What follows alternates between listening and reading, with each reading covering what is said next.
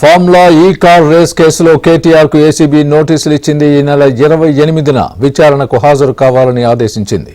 అయితే UK, America పర్యటన తర్వాత విచారణకు హాజరవుతారని కేటీఆర్ ట్వీట్ చేశారు.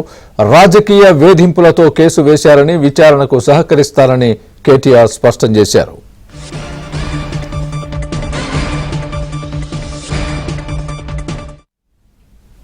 ఇదే అంశానికి సంబంధించి పూర్తి అప్డేట్ మా ప్రతినిధి ప్రవీణ్ చెబుతారు. ప్రవీణ్, ఫార్ములా ఈ కార్ రేసింగ్ కేసులో ఇప్పటి వరకు తటస్థంగా ఉన్నటువంటి విచారణ కొంత ఊపందుకుందని చెప్పాలి. ఇప్పటికే కేటీఆర్ కూడా నోటీసులు జారీ చేశారు. ఈ నెల 28న వ్యక్తిగతంగా విచారానికి హాజరు కావాలంటూ నోటీసులు ఇచ్చారు. కానీ కేటీఆర్ అయితే మాత్రం తను యూకే, యుఎస్ఏ వెళ్లేందుకు ముందస్తుగానే ఆ కార్యక్రమాలను ఫిక్స్ చేసుకోవడం వల్ల విచారణకు యుఎస్ వెళ్లి వచ్చిన తర్వాత విచారానికి హాజరవుతాను, చట్టాన్ని గౌరవించే పౌరుడిగా ఈ కేసు పూర్తిగా రాజకీయ వేధింపు అయినప్పటికీ కూడా కేసులో ఖచ్చితంగా ఏసీబీకి సహకరిస్తానంటూ కూడా కొద్ది నిమిషాల క్రితమే ట్వీట్ చేయడం జరిగింది.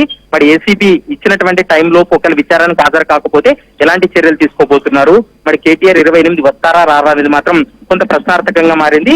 అయితే కేటీఆర్ విచారణ తర్వాత ఈ కేసులో మరికొన్ని కీలక పరిణామాలు చోటు చేసుకునేటువంటి అవకాశం అయితే కనపడుతుంది. Swami, right, thanks for the update Praveen.